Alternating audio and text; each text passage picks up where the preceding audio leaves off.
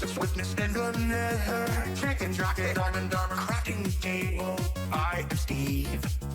I just wanna blend the steel. The Minecraft movie is one of the worst movies I've ever seen, and I've seen several movies. My first draft of this script came to 12,000 words and did not surpass the first 15 minutes of the film. I had to scrap the script when I realized that working on it was almost a worse experience than watching the damn thing to begin with. So I'm trying again, and hopefully this time around I will make it past the introduction of the Garbage Man. Which, I really wish that saying that I'd be referring to an actual garbage man, because despite my granddad being a racist, I actually have some level of respect for garbage men because of him, but I'm not. The reality of things is so much more stupid. Now, my big problem last time was tackling the movie scene by scene, shot by shot, wanting to provide an S-tier breakdown of the film as if it were a masterpiece by Wes Anderson. Or Der Pixian. It is not a masterpiece by Wes Anderson or Der Pixian, and I do not have the attention span, apparently, to do that type of breakdown. Either that, or this movie just does not inspire that level of captivation in me, and at this point it could honestly be either. The first 8 minutes of this movie is one long montage, narrated by Jack as if he were talking to someone. The overworld, the biggest sandbox in the universe, is full of epic tales. Millions and billions of them. Well, guess what? This one is all mine. But he's not. He's not talking to anyone. In fact, the first time I watched this movie, yes, I've had to suffer this movie multiple times, I had assumed we were going to cut away from the montage to see him perhaps talking to the main cast of the film. My name is Steve, and as a child, I yearned for the mines. But it didn't really work out. Welcome to Steve's Ultimate Resort Condominium. Ducks are in the lake, tennis in the bag. I mined my brains out until I found two mysterious artifacts. This thingy and that cool thingy. Dennis was a hero that day. He ran like the wind. I didn't know if I'd ever see him again. As long as the orb stays hidden, the overworld will be safe. But it doesn't. I find it incredibly confusing of a choice to do this, when we, the viewer, should be assumed to understand Minecraft far more than Jack himself. Or for clarity's sake here, Steve, as the montage makes it very clear to us that Steve is not a native of the Minecraft world, and that at the most he's only been there for a few years at the time of the monologue being read. But don't you worry, the movie has a way to rectify that. In an odd twist that seems to only exist to put us as the audience on the back foot, we learn very quickly that this Minecraft world Jack Black has found himself in just isn't Minecraft. In the way we know it to be, at least. The very first example of this is the fact that this world is not made entirely out of 1 meter by 1 meter cubes, which I feel like maybe that should have been the bare minimum. I mean, come on. The very first block he interacts with is a grass block slab, put there to very clearly help the pudgy little f*** actually get out of the portal. Just take note here, by the way, of the way Tenacious Steve is able to just walk through the portal on both sides with zero issues. It'll come up later on. But back to my point, this version of Minecraft apparently has quite a few changes made to it, such as an infinite render distance, the ability to place blocks in the air without a structural support, a third-person camera that you can change the centering of, yes, this is how I'm explaining the fourth wall breaks, the ability to mass shear sheep from a seemingly infinite distance, and then have them drop a hell of a lot more wool. Wolves that are automatically aggroed onto you despite not attacking them, but that don't attack you while aggro, and animals being automatically name tagged when you first tame them. Ah, boy! Dennis! Let's see, there's also frisbees existing, the ability to place multiple blocks over an infinite distance all at once in survival mode, a music disc with Revenge 2 on it. Welcome to Steve! Ruined portals being so rare that it took multiple years for Tenacious Steve to have found one. And the years simply flew by until one day I came across some strange ruins. And I think the biggest offender to all of this is just how they treat the concept of the Nether and the Piglins as a race. In case you don't play Minecraft, the Piglins, in my opinion, are actually not all that bad. They're aggressive mobs, yes, but only if you're not wearing gold. The way this movie handles them, though, you really wouldn't be able to tell. It actually feels a little racist, if I'm being totally honest, the way they get portrayed. The piglins in-game are hunter-gatherers that roam the wastelands of the Nether with their pets and children to collect gold and other treasures which get hoarded into their bastions. If you're wearing gold, and hell, even if you're not, you can trade with them. If you give them gold, they will hand over a lot of things that they deem precious in return. Enchanted books, iron armor, ender pearls, string, spectral arrows, and fire charges, potions, things that are incredibly difficult, if not impossible, to create or gather in the Nether, hence making them special and rare. It shows that even if they're brutish and aggressive, if you respect them and their customs, they're actually pretty honorable. In this movie, however, Jack Black takes one look at the Nether and deems it a place without joy or creativity. Something I think we can definitely agree on, except his portal drops him directly in the middle of a piglin bastion surrounded by piglins. Turns out, we just opened a portal to a totally new dimension. The Nether. There was no joy or creativity at all. These piglin brutes had mined this realm into oblivion. Led by Malgosha, the evil piglin sorceress who ruled the place. I think a big reason I get so confused about the way this narration is structured comes from the fact that it can't decide if it's being told actively or if it's being told as, say, a tale later on. Because the way this is phrased, he has no way of knowing this. The rest of the monologue has been described as if he's discovering it as we watch him discover it. But at this point, it's very clear he's using information he doesn't have yet, which, you know, it implies that this is being told to us retroactively. But because it can't pick and it keeps flip-flopping, it has the unintended side effect of, if this is being told actively, it sits down here, doesn't speak to anyone, sees Malgosha and thinks, that's an evil witch, and this is hell, with no joy or creativity. And look, I get why you'd make that stereotype. I'm not trying to make a legal defense for looking at hell itself and saying, maybe I was wrong for assuming that this place is actually hell.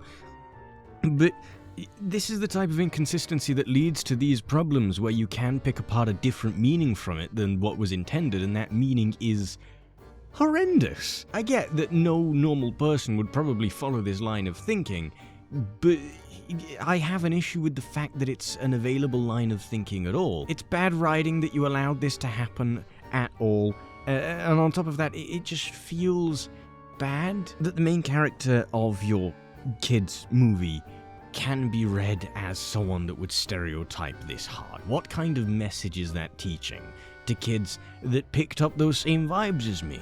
Because there's gonna be them out there, and it's not gonna be fun, and having to explain this to people that don't get it isn't fun, so it won't be fun for them either. I really don't know what other point I'm trying to make here, since I've kind of already made my point and now I'm rambling, but I just...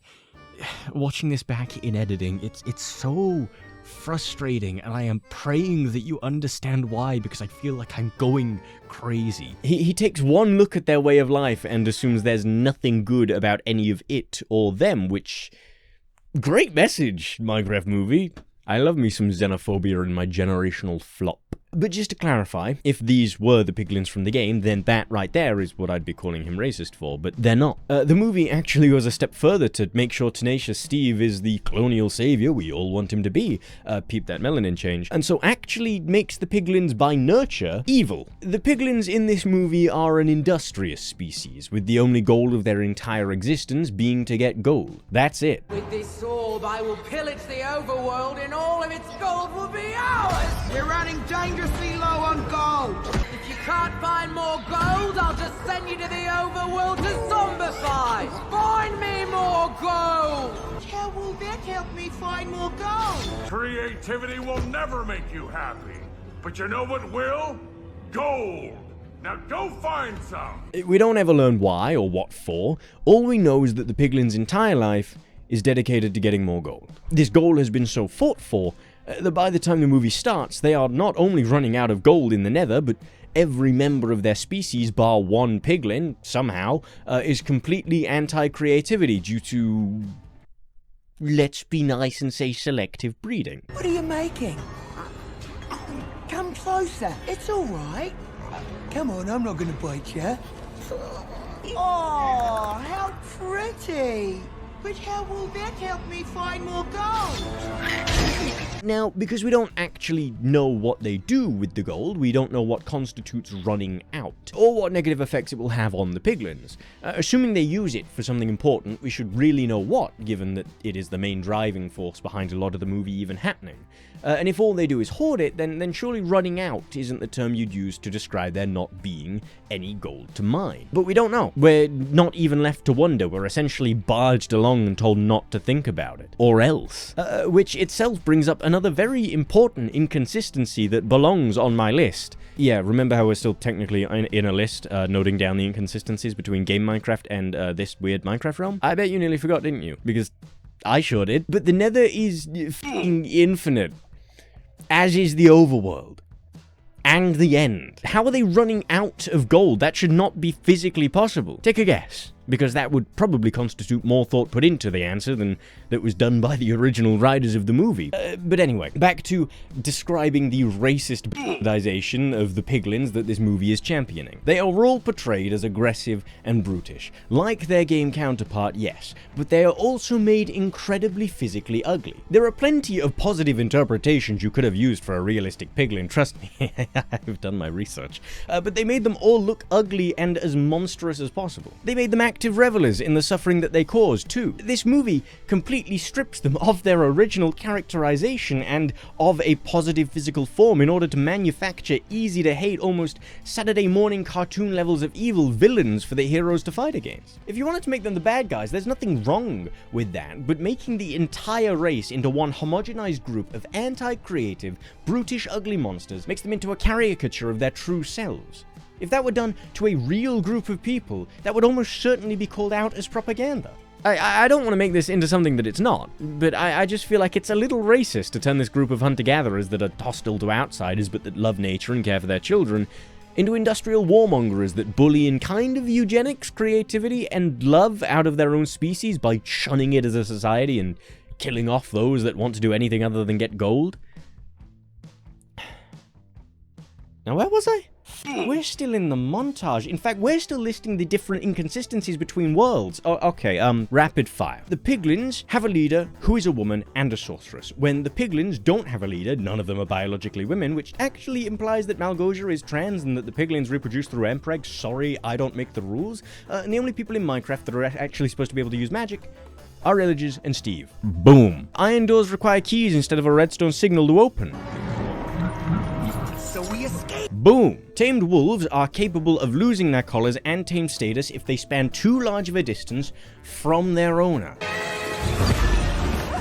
Janice was a hero that... Guess what that is? You know what that is?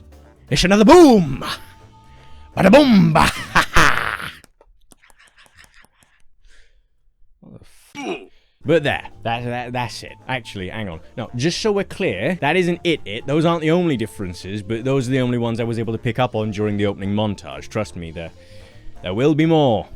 /neg. Now, we've just gone over a hell of a lot of words, so to get you completely back on track, the montage is essentially a cocaine-fueled bender that Tenacious Steve goes on after entering the world of Minecraft. He goes wow and makes a lot of funny faces. He builds that Steve's world that he wanted to make, dances with a bunch of animals, goes to the Nether, gets kidnapped, sends Dennis, that's his dog by the way, back to the real world to hide the orb of whatever, and then the montage ends, and we meet the Garbage Man.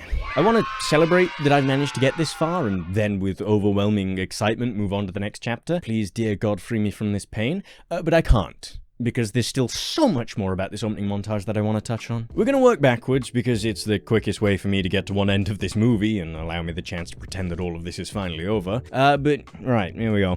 First things first, Dennis is just out there now. I don't actually remember how long the piglins keep Tenacious Steve captive for, but spoiler alert, under the most generous of circumstances, it would have had to have been anywhere from 2 to 3 months, and that little doggy dog is able to survive all that time, which means for an unspecified period of time in an ecosystem not designed to handle it, there is a Minecraft wolf just roaming the woods of Chuglas, the fictional town this is all set in, and it's never brought up. Not in the background, not as an urban spooky story, not as anything. He literally just runs out of the movie until the last act. Wait. Hold up. Dennis?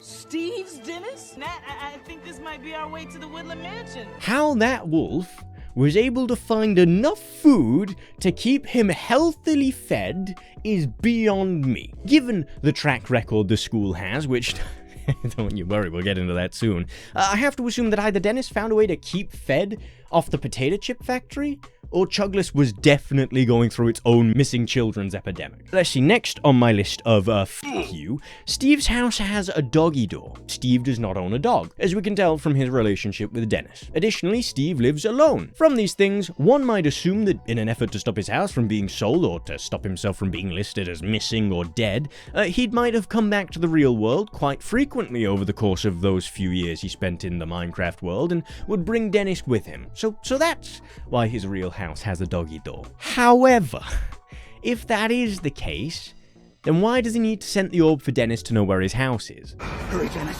Take this to Earth. Follow my set to 149 Holly Oak Drive. You got that, boy? Good boy. You're the last hope for this world. Now run! Dennis is clearly smart enough to understand English, since he didn't track Steve's scent back to his Minecraft house instead of his real one, which his scent would have probably been stronger and more familiar to him in. But he reads Dennis the full address of his home as well, as if he'd never been there before. Meaning Steve has to both know that Dennis has never been there, and that he can understand him. So why does he have a doggy door? It makes no sense. It feels as if it was put there sheerly to give Dennis a convenient way into the house. Also, another point in favor of Dennis understanding English is that one of the villagers can learn it. When Marlene's Jeep Grand Cherokee ran me over... And two, apparently so can sheep. Does that feel quick to anyone else? Speaking of, though, I want you to remember that scene, actually. The one where he sensed the orb. What do you not notice him doing? Or rather, what do you not notice him giving to Dennis? Dumb question for you, I know, since we haven't gotten there yet, but I'm asking more as a way of stroking my own ego than anything else. He hands him a sack, an empty sack, other than the orb, which later gets taken to his house and dropped on the floor, and then the orb spills out of it. There's nothing else there, right? No piece of paper? Just remember that, will you? What's next? Oh, yeah.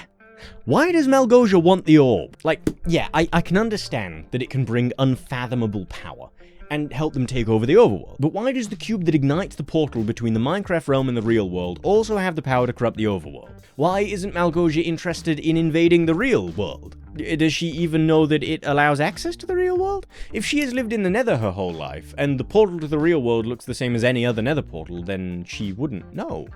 Right? By giving this cube multiple extremely powerful uses that feel disconnected from each other, I'd honestly argue that it makes your main villain seem incredibly short-sighted in the long run.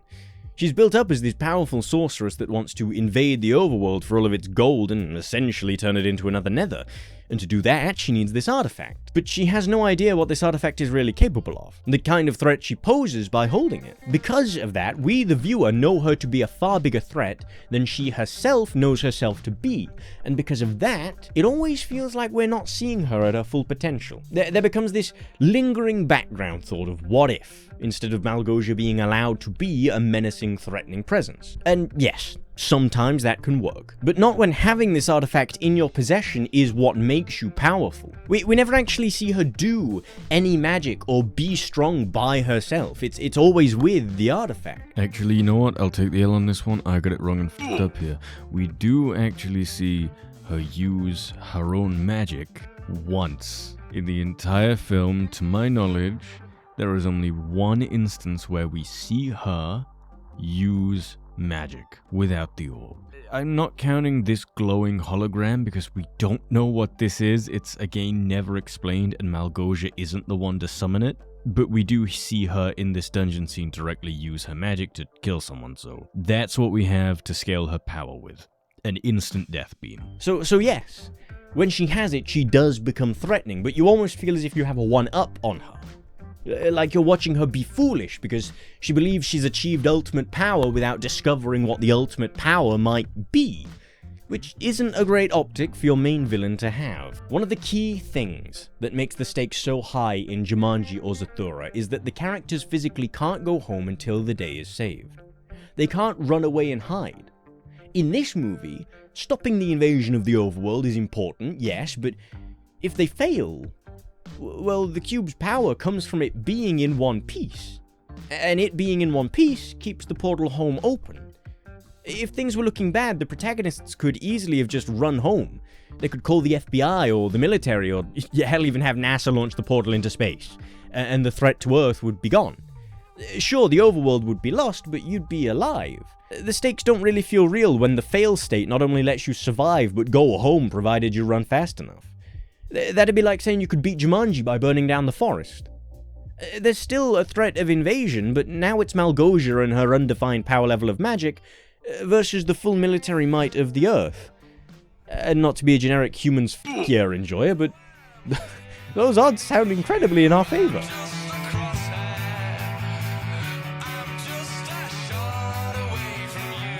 I just think it was a really bad misstep to make those artifacts the same artifact. Because like I said, it unintentionally makes your main villain seem weaker and foolish. Also, just to loop back for a moment, because I didn't quite get to make a clear enough point on something I mentioned earlier, the stakes also feel low because no one cares about the overworld. We've been given zero emotional stakes in the world itself. I mean, yeah, on an abstract level, it's kind of implied that the overworld represents the idea of creativity itself and of dreaming and wish fulfillment. But that's stuck on the abstract level. It's not actually the physical representation of those things. Our protagonists have also only been there for less than a real-world day. I don't know about you, but that's not long enough of a period of time for me personally to want to grab one of these f***ass swords and charge at all of that. Especially when I've not actually had the chance to bond with this world at all. Tenacious Steve has, but like I said, we've been here for less than a day. Every moment that I have been there, my life has been in some form of danger. We're not invested. And speaking realistically, neither are the characters either. It's why I don't buy this ending. Are you really telling me that you are going to put your life on the line for this weird reality you've been in for less than a day, when you could just go home and leave it to the guy who's not only better equipped to handle this than you, but who actually lives here and gives a damn? Like, I know that sounds callous, but I'm just being realistic. Also, where did you learn to sword fight?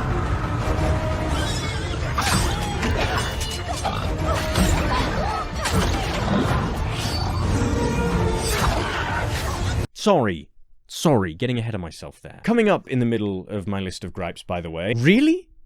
It took Tenacious Steve years to find a ruined portal. Years.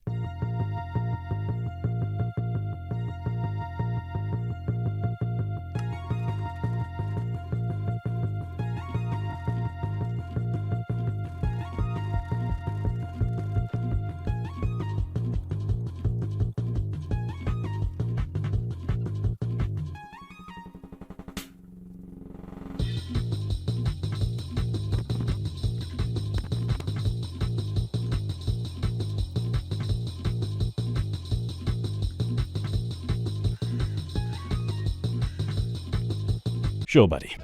This one I think I might be looking into just a little bit too much, but spoilers here. There's a lot of pointless, arbitrary singing in this movie. For someone who's supposed to be playing a silent protagonist, Jack Black really never just shuts the f*** up. Welcome to Steve's Ultimate Resort Condominium. Ducks are in the lake, tennis in the back. La la la lava, chicken. Friendship is the wish you make when you're blowing out the candles on your birthday cake. Go now, Dennis. Change Don's life, Dennis. Down in the mines, all of the time. Out in the sun, having some fun. But of all of that singing, none of it is music that the fandom would recognize. They're not callbacks, there's no Take Back the Night or Moon Quest, it's all just Jack Black recording a new album. So I find it a bit suspicious that the only time a Minecraft fandom song comes on, it's when Jack Black is dancing with pandas. Turns out pandas love to party.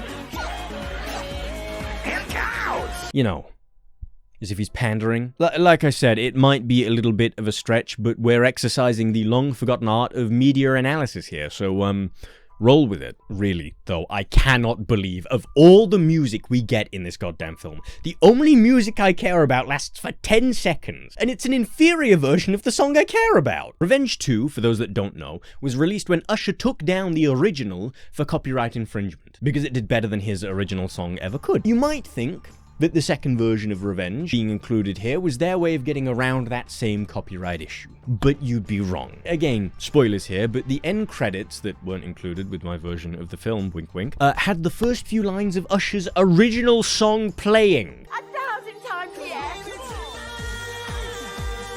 before the text was supposed to start scrolling. Meaning not only did they acquire the rights to the music, but then they chose not to use the Minecraft version.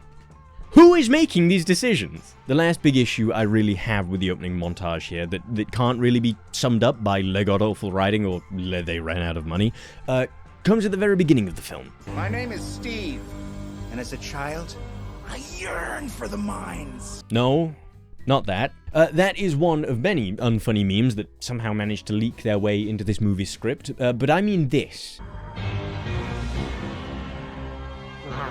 The miner. What the f*** is this? I don't know why I'm asking you that. I'm supposed to be the one providing the answers here. This miner just doesn't get explained. He honestly acts more like a spirit than a person. He speaks once, but his behavior is just odd. Go on!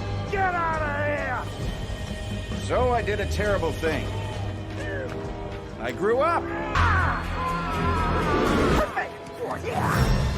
He stands as the sole guardian of what we can only assume to be an abandoned mine that, quite normally for abandoned mines, has a no children allowed sign out front of it. However, when baby Steve shows up to go mining, instead of handling the situation like a normal adult, the old man growls at baby Steve, very clearly impossibly angry, and physically chases him away. Now, this is the Minecraft movie, so it would be a missed opportunity to not include some form of kiddie fiddling. I'm just shocked.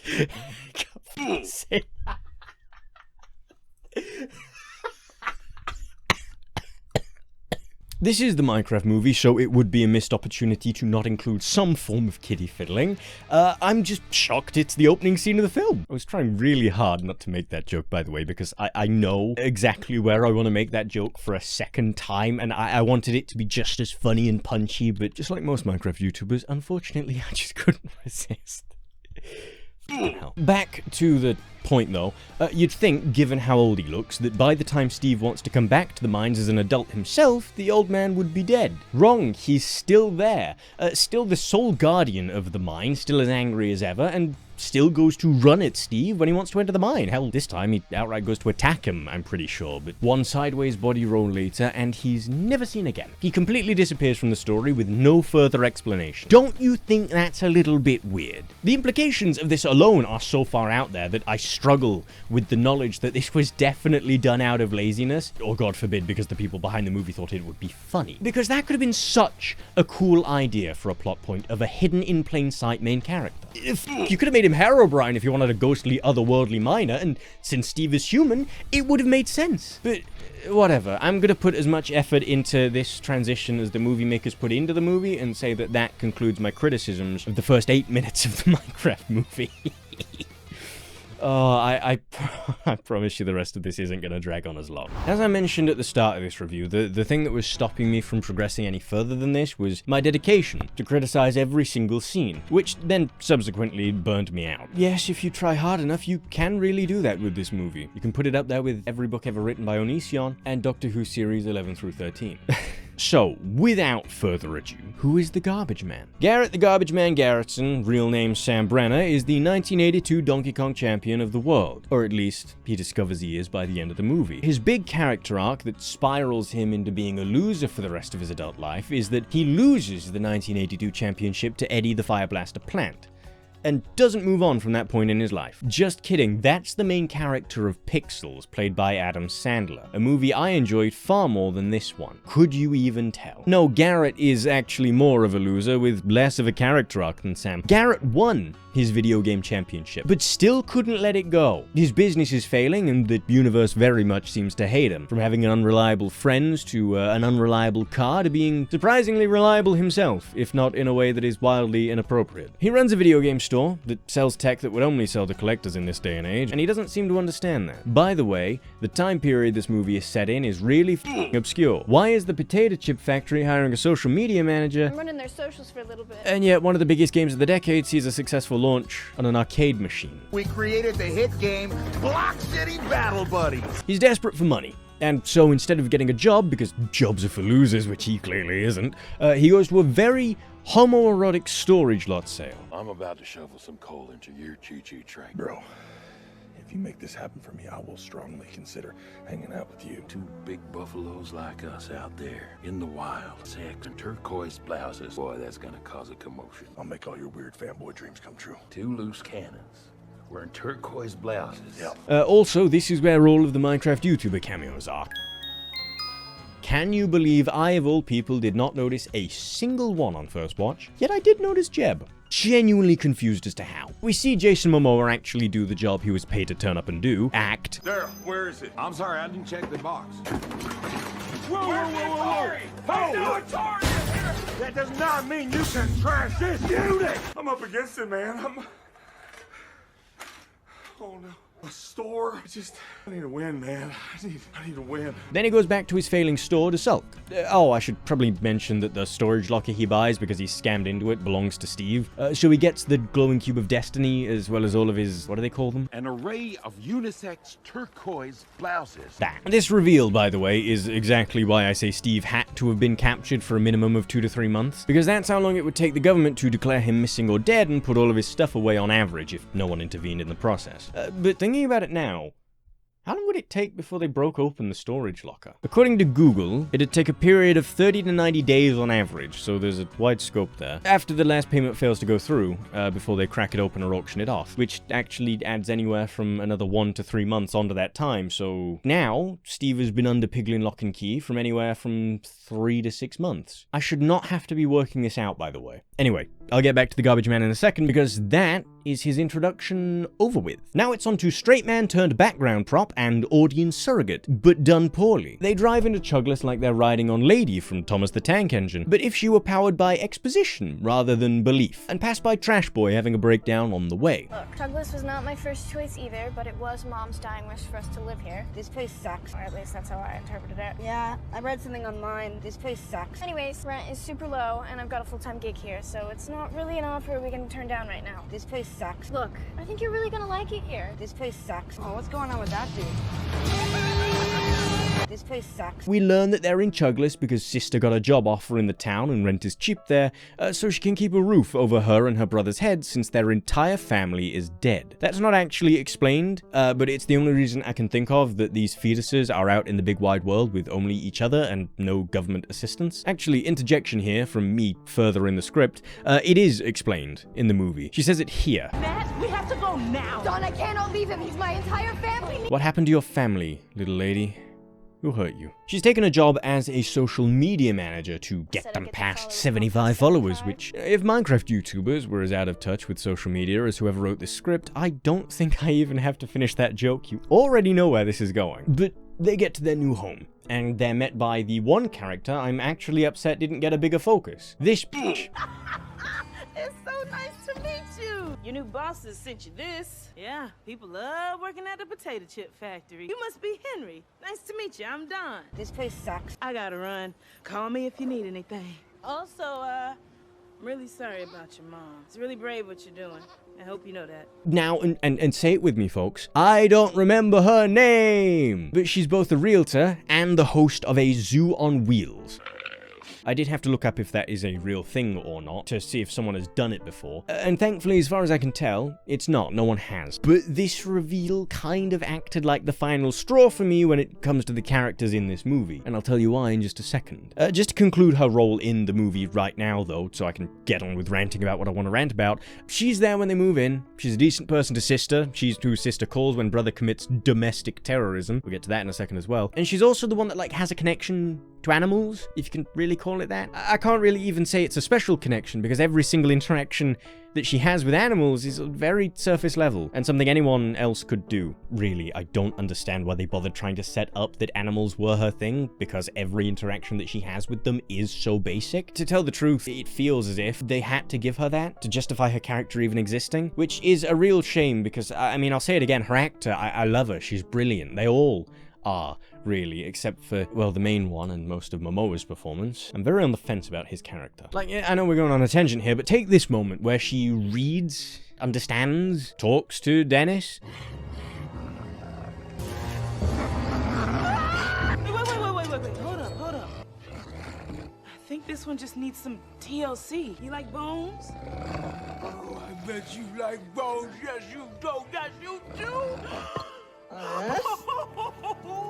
Aren't you a beautiful one? Dennis? Steve's Dennis? Well, can you take us to him?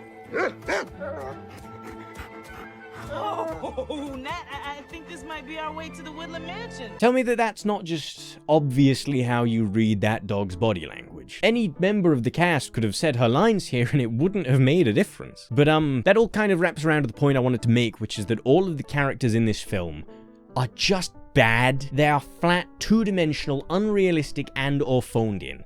They're cliches and stereotypes that are written ironically and played with just as much irony. Jason Momoa plays a buff, tall video game nerd who wears pink and has long hair. He's intentionally written to be stupid, dumb, and a little weird. Bro, you had tots the whole time? Yeah, sorry. Just like Steve, who's written to be on that same dumbass to dumbass communication wavelength. I'm ordering you to make a full man sandwich! Okay! But they're written that way on purpose. You can tell it's meant to be ironic. Funny, even. You're meant to laugh at them as well as with them. But they play them with such irony that they don't come across as actual characters. When I watch them on screen, I don't see Steve or the Garbage Man. I see a fat-ass Zionist and Jason Momoa in a wig. When characters are written this ironically, they need to be played as straight as f***ing possible for you to believe in. Their every line of dialogue should not come across like an in-joke between you and the actor or the scriptwriter. That's why I'm so on the fence about Jason's character in this film, because there are moments where he does this perfectly. He plays Garrett, the Garbage Man Garrettson, like a real human being. And then there are a hell of a lot of moments where he doesn't. Admittedly, I don't know his entire acting history, so I don't know if he has history playing characters like this. But for something that sounds pretty easy to do, it takes a hell of a lot of experience to play an ironic, campy character in a way that makes them feel real. And it's experience that I just don't think Jason either has or has enough of to be able to sell the performance. Take Ian McDermott, for example, as the Emperor in Star Wars. That is an example of it done right. The characters just aren't realistic.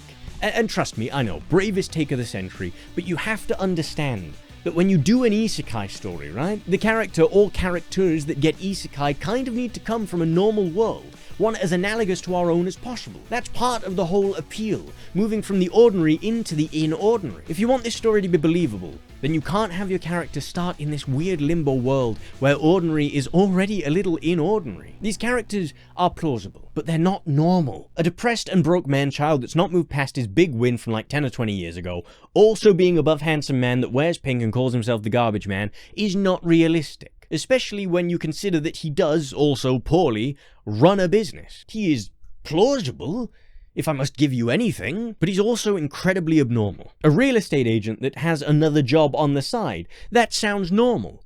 But oh, she runs a zoo on wheels and drives around with an alpaca hanging out the window of her car. Okay, well, again, plausible, but abnormal. A brother and sister duo who have no living parents moving to a new town because rent is cheap, and the sister was able to find a job there. I'd say we're towing the line a little there, but it's still realistic, right? But oh, the brother is a really talented artist and designer? Okay, we're still working within the realms of normalcy, but oh, he has the working knowledge on how to build a fully functioning jetpack.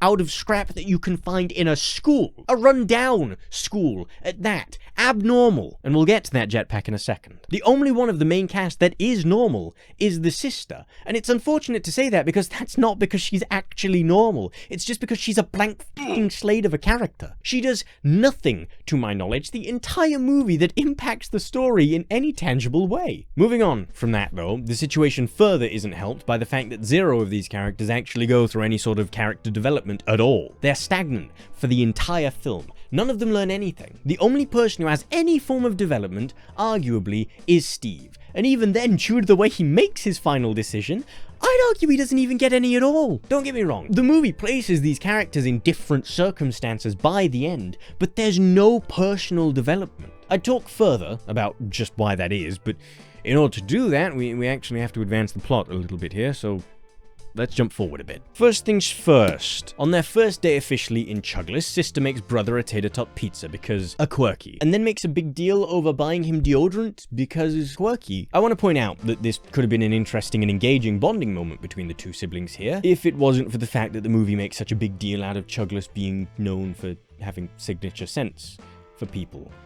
For some reason. This information isn't important to the movie, by the way, at all, in any way. It is brought up once more in the entire film, and it's in the next goddamn scene. But either way, brother goes to school and gets sidetracked by the garbage store on his way there. He goes in and, oh, who let this man around a child unsupervised? Non-committal. Classic loser mentality. Starting a mentorship program for people who want to win at the game of life. $50 an hour. Tots. What's with the breakfast pizza? A little desperate for day one, don't you think? I also noticed that you're wearing Velvet Mischief. It's a wonderful cologne, and I strongly believe that every young man should have his own signature scent. I didn't think I applied very much. A little desperate for day one, don't you think? This place sucks. He offers him a mentorship program for £50 a session and tells him he smells good and steals his pizza. All in all, for a film that starts with the initial CP... Okay, you know what? You win this one. I give. In the time it took for me to actually put this video together, the sites that I streamed this legally on all updated their copies of the Minecraft movie to the official one, and I can't find the one ripped copy that had the CP title card that played before the film, so you win this one. You could have this one. Checkmate. I lose.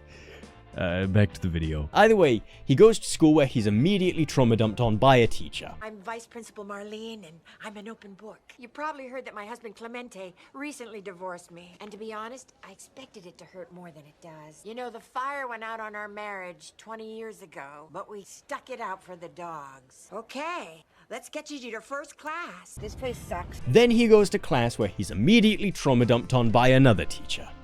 Just a little something about myself. I teach gym, I teach art. Financially, I'm living in a nightmare. I wouldn't wish my life on my worst enemy. Last year, I claimed $4,000 on my tax return. I also have several pending lawsuits, okay? But most of my money is tied up in a drone kiosk at the mall. Okay, today we're gonna do a still life. And then, when the actual lesson starts, he's predictably told off for being creative in an art class by the joint gym and art teacher for giving a banana a jetpack. And yes, I know that sounds like a euphemism for gay minion sex, however I am being entirely candid. He's picked on by two stereotypical bullies, one who tells him his jetpack wouldn't work, to which he responds by saying, actually, the math is sound, and another which tells him his dad believes math has been debunked. That jetpack would never work. It's kind of foolproof, actually. It's just math. My dad said math has been debunked. Check it out. New kid thinks he's a rocket scientist. I'd love to be a rocket scientist. So prove it. Now, I get what this movie was going for here. However, as far as comedy goes, much like this entire film, this is just a little bit too much to be believable. But that doesn't really matter, because when brother is told to prove that he'd love to be a rocket scientist one day, because yes, the dialogue is written just as poorly as everything else, he does. For some reason, the teacher allows him to completely take over the entire class to build a jetpack, and then follows him outside to test launch it. Count us down, guys. 5, 4, 3, 2, 1. I want you to remember that everything that happens in the human world after brother and sister wake up is happening within the span of one day. In this case, he's managed to assemble a jetpack within one lesson. I don't know about you, but over here, one lesson in school was about an hour, and it doesn't even take him the whole time. Somehow, this kid manages to not only convince the students and the teacher to let him build a fully functional, I'm gonna keep stressing that, jetpack instead of actually doing the lesson, but he manages to convince everyone, source the parts, build the jetpack, and give a demonstration all in under an hour. Now, the reason I'm stressing fully functional here is because the demonstration goes wrong, which leads to the domestic terrorism I mentioned earlier.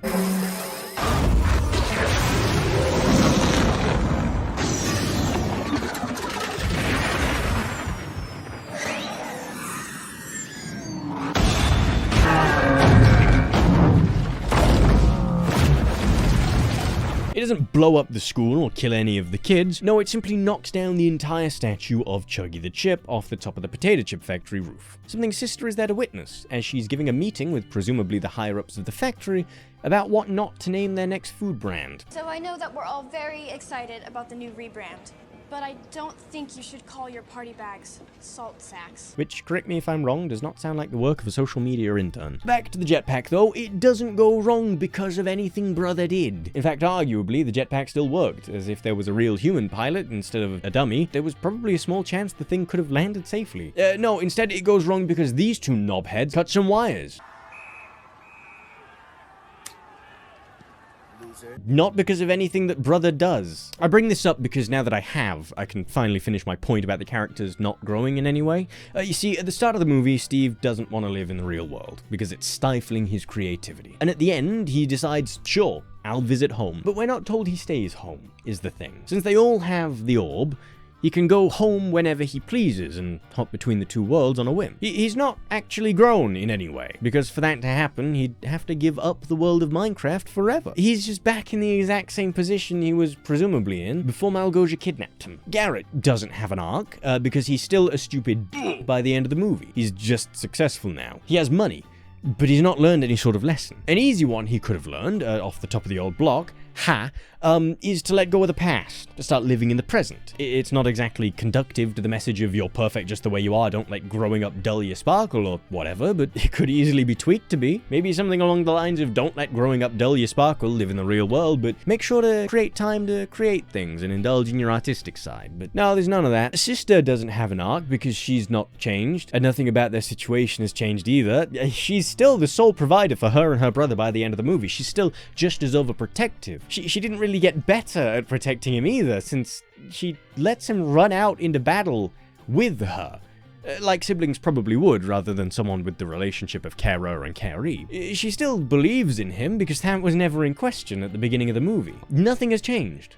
She is static. And lastly, Brother doesn't learn anything new either. He simply has his beliefs that he can do anything and that he's incredibly smart reinforced by the fact that he's incredibly smart and in both worlds can seemingly do whatever he wants. The movie tries to frame the jetpack failure at the start of the movie like it's somehow his fault, by showing us at the end that he's grown and has now successfully achieved flight in the real world. He finally got that jetpack to work. When he'd already done that. He didn't change any of the math, he just builds it at home where the bullies couldn't cut the important wire. There's no self-confidence issues to overcome or skill issues or anything like that. He is simply just right and perfect the whole way through the movie. And lastly, because I was wrong, lastly, we come to Dawn.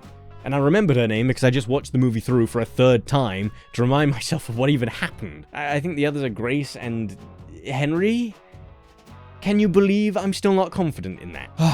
But yes, Dawn bites it too. Again, she's in a better place than at the beginning of the movie. She opens up her own actual zoo and from the looks of it gets to stop hustling. Dawn finally got to ditch her real estate job. She and Dennis brought the party wherever they went. And she even has Dennis as a centerpiece, which, wow, the FBI are really gonna have a field day when they realize she's not just abusing a dog to make them square and that she's actually got a square dog. But she learns nothing. There's no struggle with animals, perhaps in understanding them or liking them. She's fully just Dr. Dolittle for the entire goddamn movie, which is an amazing pun because she does fall for the entire movie. I am just so glad to have finally gotten that all off my chest. I hope you get just why all of that is frustrating. Please don't tell me I have to explain to you the importance of character development. I have not spent the past 5 years not using my degree in film and television to have to pull it out finally to f***ing teach the importance of character development, please. But moving on, I'd like to include a little note here, midway through the transition into the next part of the script, that watching this movie back for the third time to write this, there is so goddamn much wrong with this painfully bad film that I wish I had the time to talk about, or rather, that I had the energy to type out. I noticed enough issues with the damn thing to fill a whole CinemaSins counter, for God's sake.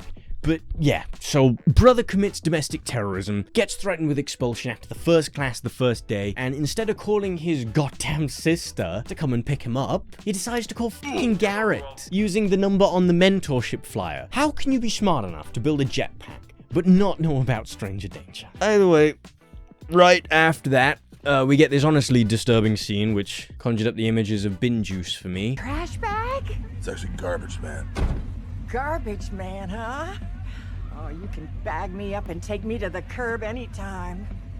But you gotta bungee the lid, because I got a lot of raccoons in there. That I never want to have to experience ever again. You can't have it both ways, movie. Either this is a kid's film, or it isn't. If you want to make an STD joke, maybe earn it first. And trust me, considering how this has to be the worst STD joke I have ever heard, you are going to be on your knees earning it for a long time. Also, as an aside, this being a kid's film is no excuse for the god-awful quality of the film. Anyway, he takes him back to his shop for some reason instead of his house. Brother's house, that is. Dear God, I think we should all be thankful he didn't take him back to his house. Does the garbage man even have a house now that I think about it? He doesn't, does he? He gets his mail delivered to his shop. He woke up and had breakfast there. That scene where Brother called him, he was sat on a couch and it looked like he was in the back room of the shop. Dear God, this man took a child back to his house that he met that morning, and who didn't bother contacting his sister to tell her where he was or why he might be coming home late. I tried everything. I didn't know who else to call. No, it's okay. What's going on? Henry's missing. I tried the school. I tried his phone a million times. He's not answering. He was supposed to be home hours ago. I thought he'd still be in detention for blowing up Chuggy the Chip. That was him? It'd be irresponsible of me to blame this all on Brother, right? But, I mean, come on. Really? Take some responsibility for your own abduction, man. I have no paraplegics who fought harder to not be taken to a secondary location. Can I say that? Either way, we get a brief ball tickle of character development, which just doesn't stick at all, where Garrett gives up all of his passions to design, because his math was wrong. God, I hate this movie. Well, you can have my book too, because I'm done with it. What's this stupid junk?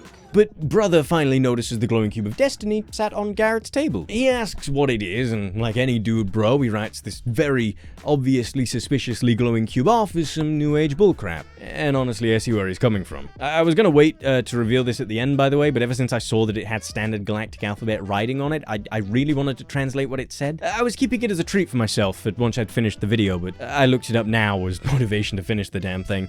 You wanna know what it says? Because it wasn't worth the wait. In a spiral pattern, so not left to right, but like this, it says iron, gold, stone, gatehead home. Now, considering everything we've learned about this movie so far, I honestly don't believe this means anything, but wouldn't it be funny if this was somehow teasing that the cube came from wherever the builders had f***ed off to? Iron, gold, stone, the resources going deeper into the earth and yet listing stone last. The only stone you'd find after the gold is the deep slate. And gatehead home. Read as gatehead home, if you apply it to Steve, sure, it means the portal to Earth, but why would the inscription on the crystal refer to Steve, and not to the crystal itself? Read as if it were applied to the crystal, it implies that whatever gate it's referring to leads to the crystal's home. And again, on its own, that'd just be referring to the world of Minecraft. However, unisolated from the first half of the riddle, which is telling you where to look, what portal do you know exists below the stone? The portal to wherever the warden came from. The one that looks suspiciously like its head? Gate? Head? Home. The gatehead is its home. Of course, you could also say that maybe it's referring to the end portal as a counter-argument. I raise you, however, my theory is more solid on the grounds that the Deep Dark isn't referenced or touched in any way in the movie. However, the movie makes such a chopped up mess of the end that it's no longer viable to assume we know anything about it. Yes, I am about to go on a tangent, but nicely, you're gonna enjoy this more than the actual movie, so just shh, let me stroke your ADHD. Steve has 3 elytras. I thought I grabbed 3! Wait for me! To get elytras, you have to go end city busting in the Outer End Island.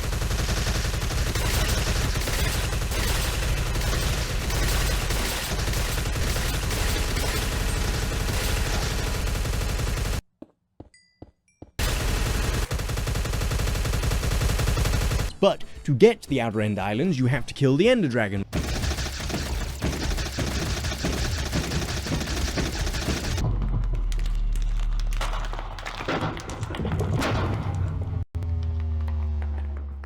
Which means, by the rules of the game, this entire movie is set inside Tenacious Steve has killed the Ender Dragon. The same Steve who only has 1 Ender Pearl because he finds killing Endermen to be such a daunting task. Look but don't touch. Those are some of my favorite treasures.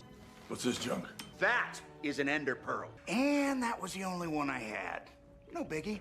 Almost died fighting an Enderman for it. However, how did he even get to the end to begin with? If he's only got one Ender Pearl because he finds killing Endermen so difficult, then how did he get there? Giving him the benefit of the doubt that he only collected as many as he needed for the Ender Portal, and then one extra by mistake, how did he turn them into eyes? You need blaze powder to do that, a mob we don't even see in the movie, and one that solely resides in the Nether, the place Steve has only been once, when we watch him go there and get captured in the movie, and is only freed when our protagonists, if you can call them that, come into play, and the adventure actually starts. You know how I keep saying this movie is bad? This movie is bad. And yes, you know what? Yes, I am pissed about it, and molding, and salty, but that's because I have waited 12 fucking years for this movie, and it's this. Anyway, want to see me get smug again? Remember way back about 6 or 7 pages ago when I told you to remember how there was nothing else in Steve's sack other than the crystal? Well,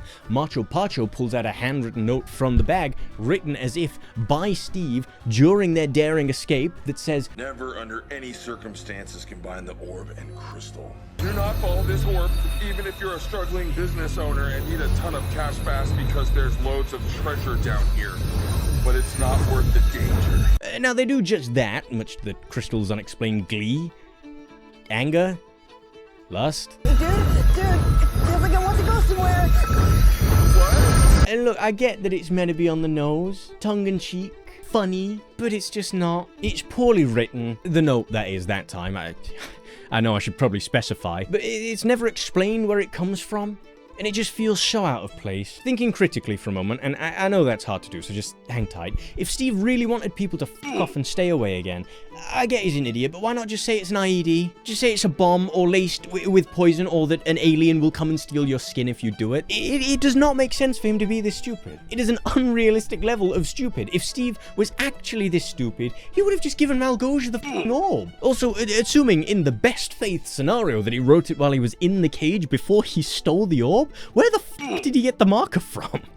His ass is not carrying around a felt tip strong enough to not evaporate under the heat of hell itself, and since he's in prison, it's likely he's had all of his things taken away from him anyway. All he might have had to be able to write this with would be a loose chunk of coal or basalt dust, but it's just very obviously written in marker. These small details sound nitpicky, I get it, but it's these small details that help keep the suspension of disbelief. When they break down, it gets harder and harder to suspend said disbelief, and when every tiny detail is messed up, you've got no chance of being invested in the big moments that require it. When they're done well, you don't notice it, but when you f*** it up, it's obvious. Continuing on, however, we cut back to Dawn and Sister, as Sister has called Dawn since she literally has no one else to call. And, as we previously mentioned, Brother is a self-centered and hasn't even sent his sister a single text message to let her know he's going to be late home, either because of his detention, or because, as we're about to find out, he's willingly taking this creepy man failure to a f***ing abandoned mine shaft in order to figure out what the crystal wants. I'd say at least the old man ghost isn't there, but I'd argue it'd be better for the brother if the ghost were there, because at least the ghost would struggle getting it up.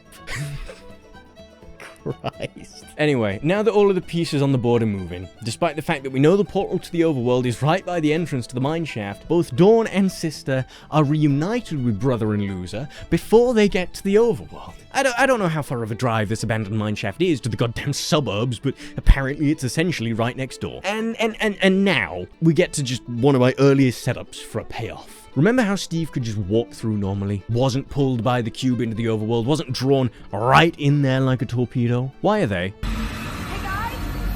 Guys! It's pulling me, guys!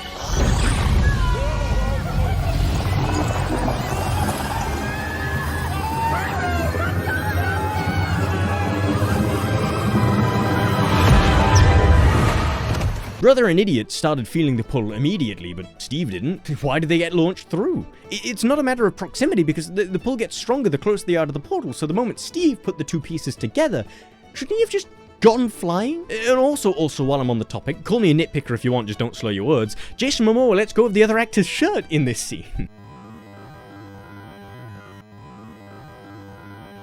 He lets him get dragged in alone. He lets the kid get potentially killed by whatever this portal is. He doesn't know it's a portal, and he still gets launched through after him.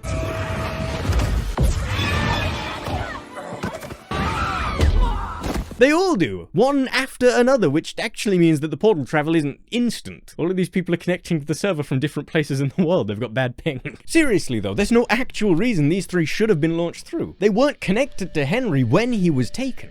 Christ, we made it. 25 minutes into the movie, and our protagonists are actually in the overworld. Now, this script is getting long. In keeping my promise to myself that I'm not going to nitpick every single issue I have with this movie, from this point onwards I'm going to go over the whole movie once more and point out every mid to large sized issue that springs out at me and that I haven't already spoken about in some regard. And then we're going to get to the part of the video I've been looking forward to since this whole thing started, proving how fast the issues in this film could have been fixed if Steve just wasn't a f***ing idiot. So, lightning round. Issue number 1. The day-night cycle is wildly inconsistent. It changes on a whim and there's no gradualness to it. It seems to simply change whenever the plot demands it. Issue number 2. Why slabs in vertical hole? Issue number 3. This is not how mob spawning works. Why are there so many goddamn spider jockeys? Issue number 4. I did some very rough math on this scene where Henry builds the tower, missing out the final layer because I couldn't be bothered to work it out. In order to construct this tower, at a bare minimum, Henry would have needed 196 blocks of wooden logs, since he doesn't know how to make wooden planks. And neither do we, actually, since we never see an inventory or learn how Steve got his crafting table. But in order to gather those wooden planks, not taking into account travel time from tree to tree, that would have taken him 294 seconds. Or 4 minutes and 54 seconds. 5 minutes, if you want to round it up. Now, we know Dawn and Sister, useless in this film as they are, God bless them, don't help him collect these, as they just stand there cheering for him like the world's worst cheerleaders. So he has to do all of this himself. No shortcuts.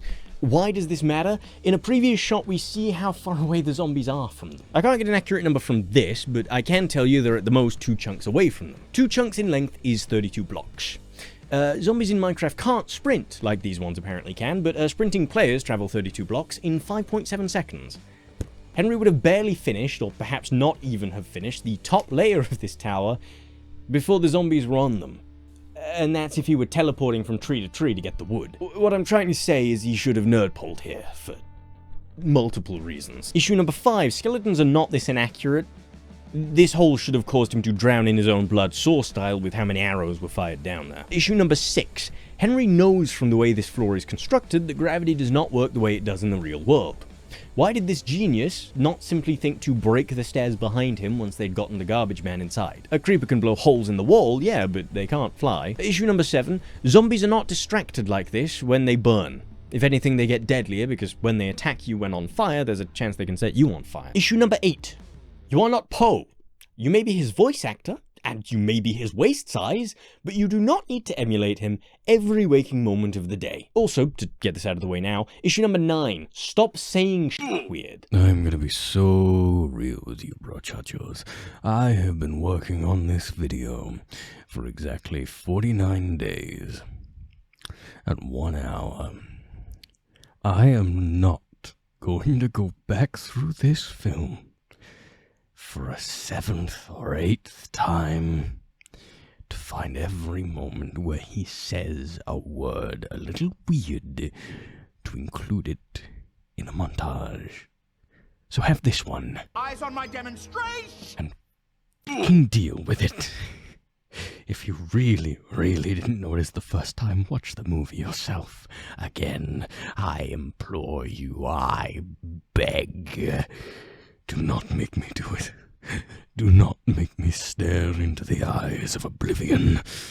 And watch once more as Jack Black says flint and steel. It's not funny. And it's so over the top, it's not even like so bad it's good. You just look like you have brain damage. Issue number 10. Being smacked should not have made this creeper start detonating. In fact, it should have already been detonating before he turned around based purely on distance. Issue number 11. We see later in the film when traveling through the creeper farm that Steve knows for a fact that smacking creepers stops them from detonating.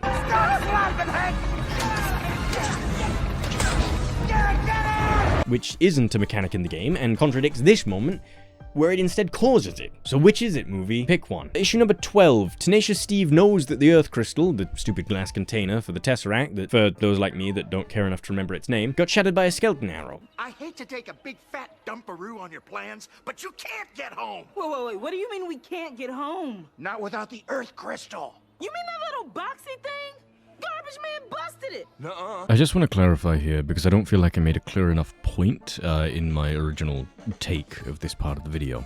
But when I say he knows that it was shattered by a skeleton arrow, what I actually meant to say, or I guess what I was trying to imply, is that he knows they don't have it.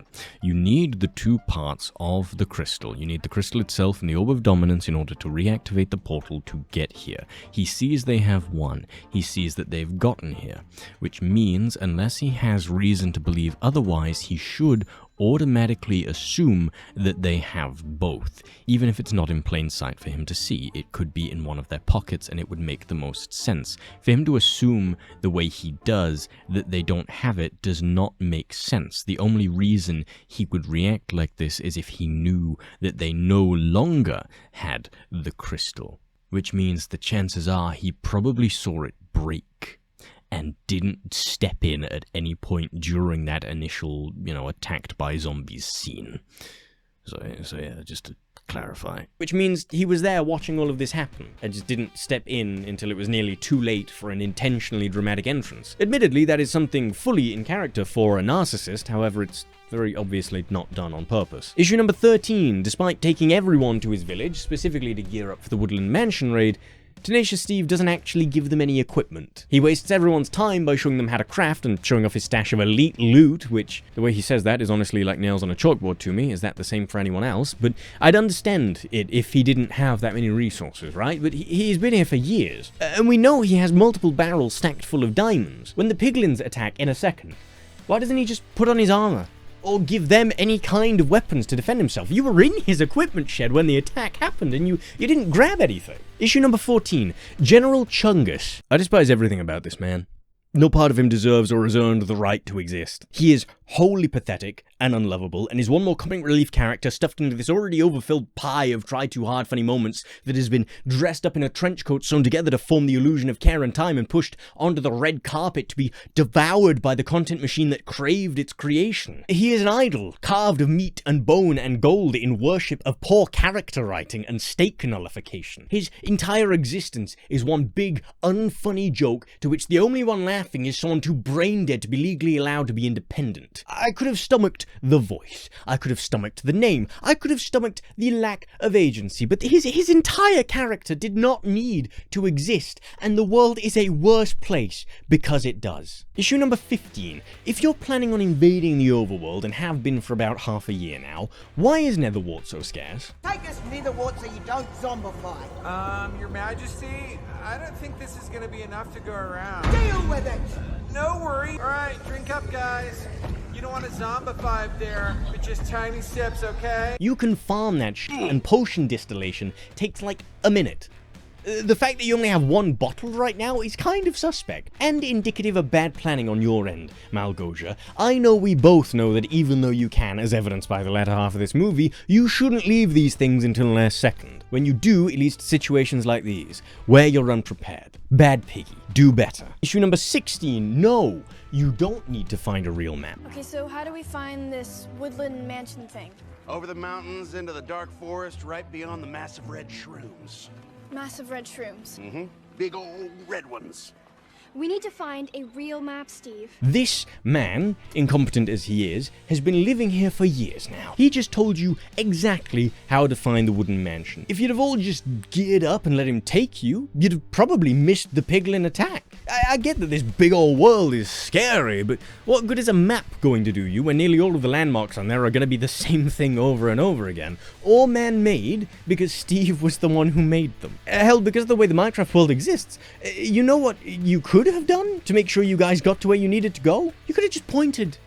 He could have just pointed and said, "Yar over yonder is the direction of the mansion. Walk directly that way and you'll find it." And that would have been more effective than a map. Issue number 17. This emotional beat is never touched on again. Look, your brother has a gift. You know that, right? You should let him explore it. Creativity in this world is key to survival. Okay, well, in the real world, things are a little bit different.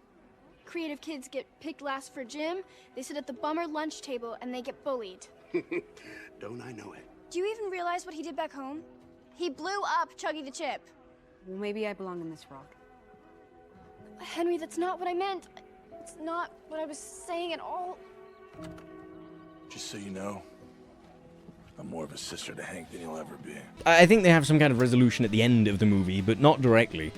In fact, this moment doesn't actually have any noticeable impact on the characters or the plot after this scene at all. Although, in complete honesty, while it is bad writing, I kind of like that, because of how realistic it is. No one actually has those sappy reconciliation moments after saying hurtful shit to each other. In the real world, people just do kind of either let it go or internalize it and have it affect the rest of their lives, but quietly. So it's a nice change of pace. Issue number 18. Why does he keep the diamonds at the Redstone mine? I feel like it goes without saying that that doesn't make much sense. Also, why is it a dedicated redstone mine? Ores don't spawn like that.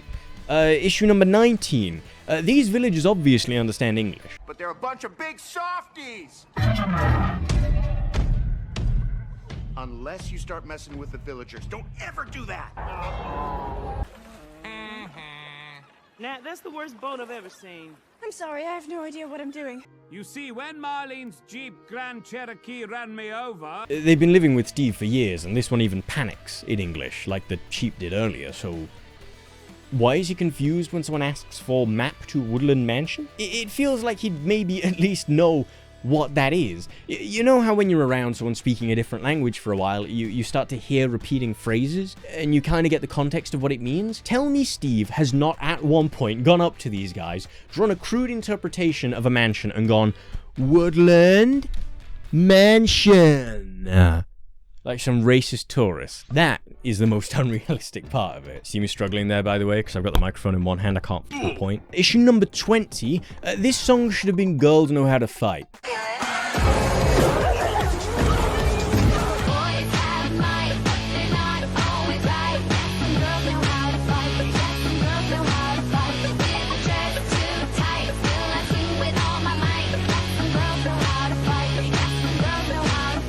No, I am not accepting criticism at this time. Issue number 21. A village of this size apparently only has one iron golem.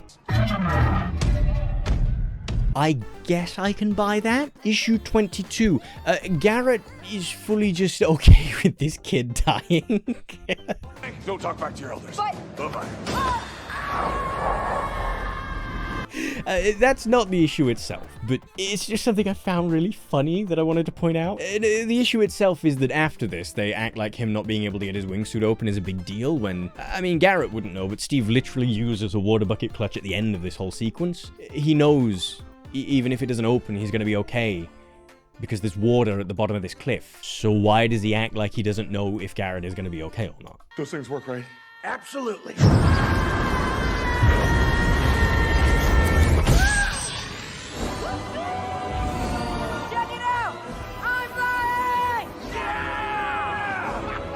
Issue number 23. I understand it's supposed to be funny. I really do. But the main and only backstory we get for who Malgosia is that after being mocked on stage after taking part in an annual Nether's Got Talent performance, she becomes the person she is today through that one soul-defining moment. That one moment turns her into what we know her as. Malgosia's path to villainy started the way these things often do. During the semi-finals of the Nether's Got Talent, young Malgosia always dreamed of being a world-class dancer. Her moves were pretty out there. No one in the Nether was ready for it. There is so much wrong with everything about this that I don't even know where to begin directing my anger. I mean, first of all, how the hell does Steve know any of this? Who the hell would tell him? Because Malgosia certainly wouldn't, right? And she doesn't seem like the type to let anyone that might tell him live. And second of all, if the Nether has always been anti-creativity and anti-goodness, then why the hell would there even be a Nether's Got Talent? Assuming that this despise of anything that isn't collecting gold has been passed down for generations, why would they as a society ever create something like this?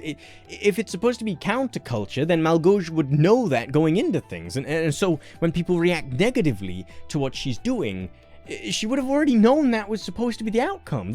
That would have been the point. She doesn't know. She's surprised and upset. The truth is, there's only two ways I can see this version of Piglin Society creating a Nether's Got Talent. The first, if what we know to be talent is interpreted differently to them. To us, talent might be singing or dancing, but to these piglins it might be the best way to torture someone. If this is the case, I can see them maybe hosting this event less as entertainment and more as a way to share new ideas on how to better collect gold. This interpretation does, however, mean that Malgosia is just stupid, because if you're raised in an environment where the norm is that this talent show is more akin to Dragon's Den for innovations of pain and torture and gold collecting, then to go there and dance and expect a positive result means that you're stupid. It would also require her to have a human understanding of talent rather than a piglin one. But the other way I can see it being created is if it's a dedicated humiliation ritual. As we've already seen, these piglins are brutal creatures. I mean, Malgosia kills a child because they just wanted to draw a picture instead of collecting gold, and I'm sure she's not the only one to do that. If this talent show was set up as a trap to humiliate young piglins that think their life is worth anything more than their duty to collect gold, then I could see this happening. In fact, if that was the goal, I'd argue it's pretty successful as a scheme. But my point is, we're told that this is actually her backstory. It's not made up. Steve's not presented as an unreliable narrator. We're supposed to take this as fact.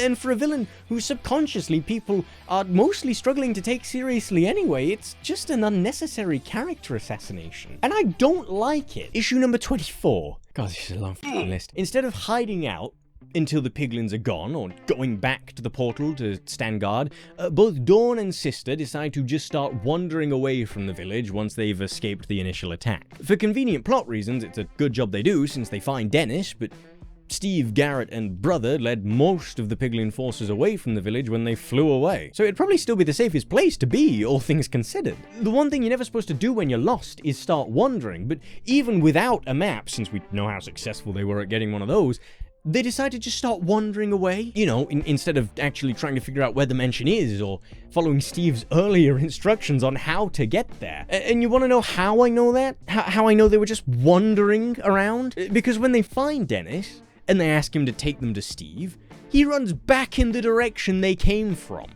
And Dawn admits out loud that they had no idea how to get to the mansion. Nat, I think this might be our way to the Woodland Mansion. Issue number 25. I don't think whoever wrote this movie knows what creepers are, if I'm being completely honest. First of all, why the f*** is your creeper farm just a dark, unlit cave? Crap! My creeper farm. What kind of idiot would breed these things? You know, mob farms aren't just open areas where you can frolic with the mobs, right?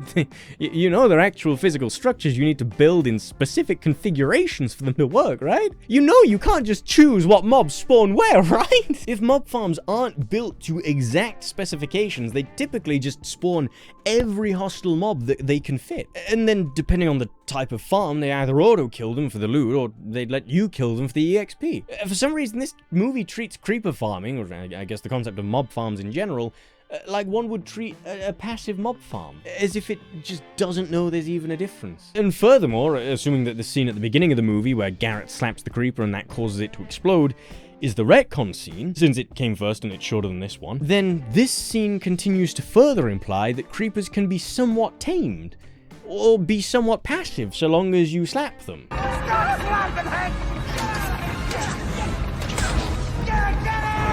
Like when you bop a shark on the nose, I guess. These two idiots and Henry should not have survived this encounter. Near enough every creeper in that room should have detonated long before they got thrown about by the hog. They keep twisting the logic of this game so that they can get away with things, but every time they do it, I just have to wonder what the point is, when any talented writer could just not put them in a situation where they have to ignore the rules of the source material that they're working from and invent new bullshit to pull out of their ass to help get them out of the situation, said new bullshit put them in. This isn't the Minecraft movie, it is the Minecraft Plus movie. But whatever, right? The writers took out all of the stakes so that they could have their last second getaway, but before we go to the next issue, I just want to include this here because I haven't gotten a chance to talk about it yet. What the f*** are they?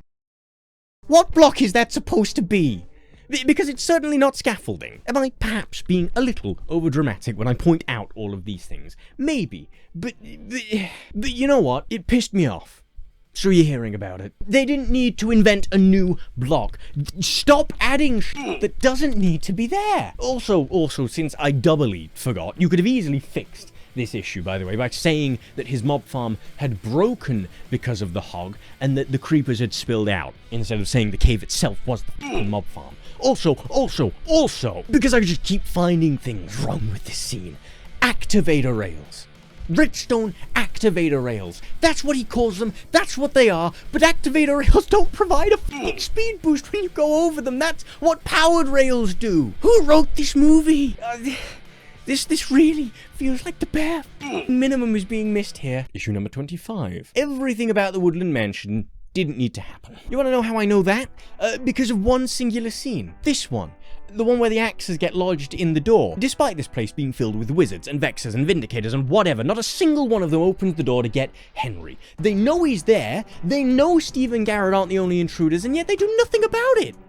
Considering what they do to Steve and Garrett, it's very clear that they don't want him there, and yet they never come to get him.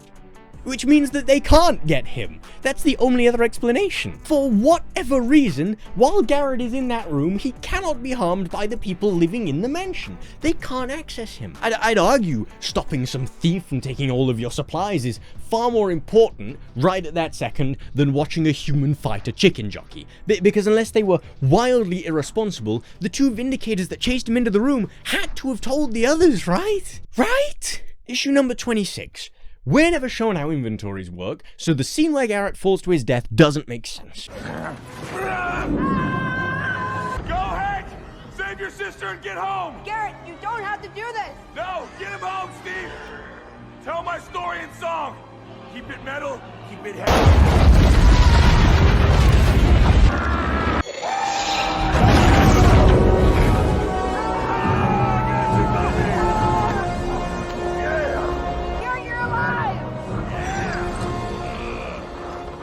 I used Steve's water bucket trick. What do you mean he used Steve's water bucket trick to survive when he wasn't carrying a water bucket? Steve pulled one out of his ass earlier, and I didn't question that because of all the people that might know how the inventory works, it'd be him. But it's never discussed at all. There is no moment where Steve shows Garrett how it works, so it becomes an unearned Deus Ex Machina and a cop-out. Issue number 27. If Dawn and sister were so desperate to get brother, and I guess Garrett and Steve too, where the hell did they find the time to make every basic alt bitch's mushroom house base? Wait a minute, where are we?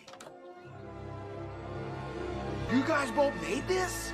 Y'all, we're not messing around. We got the silk touch. No looker.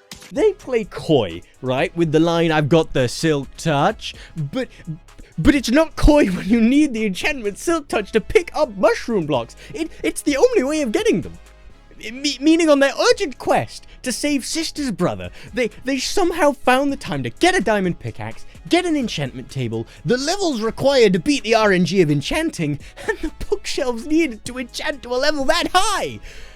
Again, so easily they could have fixed this issue by saying it was Steve's build, but they didn't. They wanted us to know it was them who'd done it, at a guess, to try and trick the people that have a room temperature IQ into thinking that these characters have a modicum of agency or personality, but they f***ed themselves by doing that. All they accomplished was making it look like they decided brother's condition wasn't all that pressing of a matter. And finally, issue number 28. Their entire plan to defend the overworld is stupid and constantly wastes time. Show us what you got, Henry. Okay, I've got a plan. Killer recipes. We're gonna have to move fast. Let's get to work. First, we're gonna need iron ingots. Coming in hot. Oh yeah. We're gonna need the boots of swiftness. Time to light this place up. Come on, boys. Have a nice fly. We're gonna need a ton of diamonds. From them propping up Henry's plan of let's make diamond tools to the random scene of bombing a group of skeletons with TNT, because really, what did that actually accomplish? To Steve needing to mine for more diamonds despite the massive stacks of them back at the redstone mine because mine's having a conniption. Before anyone says anything, yes, he does still have that stack. I know my creeper explosions and all of those creepers exploding would not have put a dent in the position of that room room that had all the diamonds in. They would not have been destroyed unless the hog went back for them, which I highly doubt because they're only obsessed with gold, then they wouldn't have destroyed the diamonds either. Honestly, the only part about any of that was kind of smart was the iron golem thing. But even then, you should not be waiting until the enemies are already here to start building them. We destroy!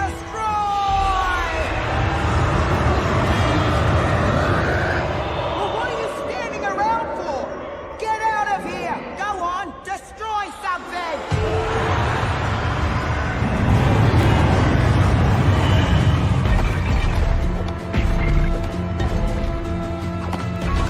Anyway, with that last complaint, I do have to say we are clear of any more dumbassery. Mainly because the rest of it is too microscopic to be qualified to be on that list. But you know what else it means? It means I finally get to do the part of this that I've been itching to do since my bitching began. I get to show you how stupid this fucking movie is. With visual aids. As opposed to other sensory forms of aids. So please enjoy the next however many minutes long presentations.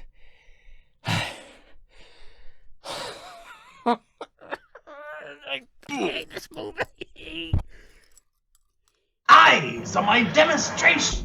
Actually, if you don't mind, eyes on mine. Ah, who the hell are you? Are you another one of those pig eyes? You're a roundling. But where did you come from? The portal that ventures home is closed, and we haven't yet snuck out the Earth crystal. Do you live here as well? I wish. But no. Obviously. And well, like I said, sadly not. Then who are you? The ghost of Christmas past. Look. Put simply, your plan sucks. I haven't even finished telling it yet, because some people keep interrupting me. Well, the fact alone that I know from what little you've said just how badly your plan sucks should probably be your indicator to not continue. Hey. Don't get to talk to me, hombre, like that, dude. Now, how about you tell us just who you are, before you find out what guns this American is carrying, Brett. Right. Henry, you seem like the only responsible adult in the world right now, and, well, you're not even an adult, so well done that one. Steve's already told you the crystal's on the 3rd floor, right? Yeah. You noticed how every room on the 3rd floor has a window? Well, instead of towering up to the 2nd floor, perhaps you would consider just, I don't know, you're just off the dome here, maybe tower to the 3rd? I mean, look at how it indents at the top. Those are some grade A planks they use for roofing over there. You can just walk around the terrace until you figure out which one is the loot room. Ah, but that is where your plan fails. Mysterious, pragmatic, devilishly handsome stranger. The loot chamber is guarded by Endermen. Now, how's he gonna get past that? Well, Henry, Endermen only attack you if you look at them, or if you attack them. If you ignore it, it will quite literally not care that you are there. So just don't look at it? Yeah, that sounds about right. But what if someone comes in while he's looking for stuff? We need a distraction. We could, like, send them a telegram or something like that. Do you still have the marker you wrote with the note with? No, but I do have an idea. I just need to find my saxophone. Distraction sorted, guys. Get to it. All right, Henry, the man with the plan. What are we gonna do? Who let him back in here? Hi. Sorry, ghost of your plan sucks again. Here. Henry, my buddy, my boy. You know I love you, kid, but this ain't it. Who the hell are you? Some gringo we met earlier. He had, like, terrible notes on our plan from earlier. What's wrong with it? Nothing, Henry. It's an amazing... If I told you that, I'd feel a little mean. But to be nicer about it, it's inefficient. I mean, you've been drawing for over half of your prep time in that notebook of yours. Illustrations come later, kid, not before you've actually made the plan. Hey, his drawings are, like, really good. I didn't say they weren't, armor stand with clothes. I said now wasn't the time for them. Then what's your plan this time? The Piglin army out there is way too big for them to have all taken Netherwalls, according to the Piglin spy that snitched on you back at your lava chicken shack. Wait, there was a spy? It's okay, I didn't see him either. Anyway, According to him, they barely had enough for the guys that chased you all the way down to the Redstone mine. How do you know about all that? Were you spying on us? Of course not. Typically, people defend themselves further after saying that. And it's the Orb of Dominance that's keeping the magic above the portal swirling around and presumably keeping the portal open. So, Garrett, if you take away the orb, the portal will close, and every single one of those cops out there is gonna zombify. Oh yeah, because it's so easy, just get the crystal guy. You have an elytra. What? Put on the elytra and go and grab it. Once it's gone, the portal closes, trapping everyone on this side of the dimensional split to zombify, Malgosia included. You don't need an army of golems, and you certainly don't need to be setting up TNT traps. It's that easy. Yeah, little old Henry here even has experience flying using a firework rocket, so you can probably get it done in record time. How did you know that? Don't worry about it. Get out there and kick some butt, you guys. I believe in you. Bye.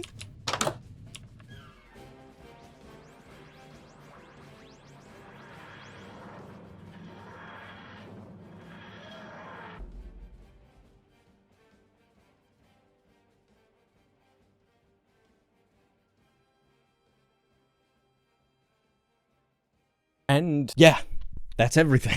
This review, an honestly torture-worthy video, is finally able to come to a close. I have to say, if I ever want to do something like this again, no I don't.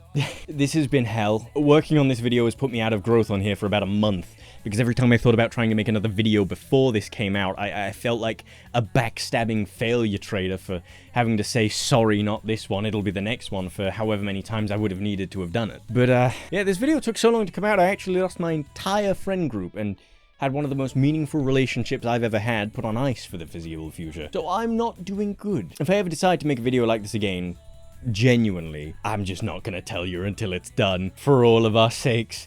But if you have made it this far, then all I really have to say to you is thanks so much for watching.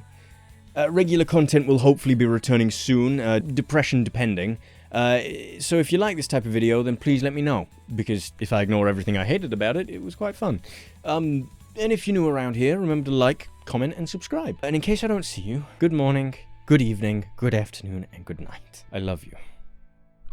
Bye.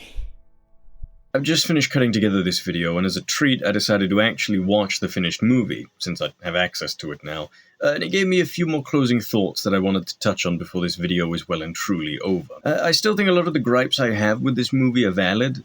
They're not all done away with, but watching the fully finished movie, a lot of the issues are mitigated, I feel like. Since I'm probably going to call this video a shortlist as to why the Minecraft movie previs sucks, or something along those lines, it may not be obvious that the original intent of this video was to treat the previs like it was the actual fully released movie, since it had been weeks since the movie was leaked, and it was the version that everyone was used to and had watched.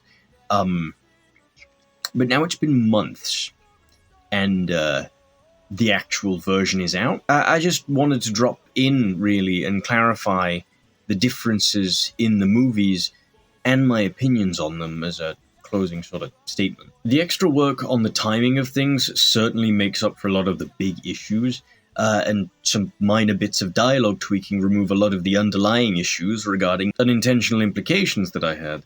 But in truth, the fully finished movie has a few notable issues the previous version doesn't, that kind of acts to balance things out, in my opinion. Probably the biggest one that stood out to me was the constant poor quality ADR that they did, and the reuse of sound bites from other scenes in the movie, of characters speaking to, like, fill dead air that occurred. But, after watching the finished version of the movie, I honestly did consider scrapping this whole video, despite having spent months on it, because I honestly couldn't tell if through repeated watching to make this damn thing I'd developed some form of Stockholm Syndrome where I'd come to actually like the movie, or if somehow the unfinished visuals had actually managed to influence my opinion on the film despite making it my objective to be objective about my criticism at the start of things and not let that influence me. Because I enjoyed it. and not for the so bad it's good vibes that I enjoyed the previs for. It feels a little embarrassing, if I'm being completely honest, to have most of my criticisms dampened the way they are with the release of the finished version of the film. But like I said, a lot of the issues aren't actually fixed, merely mitigated. Which is why you're seeing this video, and I haven't just run off to Canada to hide from the internet forever. I suppose if I have developed Stockholm Syndrome, then that's it for me, but it means most of my major criticisms of the film stick, so that's a win. And if I don't, I guess this video serves as a lesson as to how important the editing of a film actually is, and how every little decision in the editing room actually matters. But it also ends up serving as a lesson to wait for the finished version of the film to come out before dedicating a month to criticizing it. But either way, speaking candidly, as long as you enjoyed this video, I don't really give a shit if you think I did a doo-doo-ass job of being a film critic or not, since this is my first time. And my goal was to be entertaining, so as long as you were entertained, I succeeded. But yeah, that's actually it from me. See you guys later. Love you.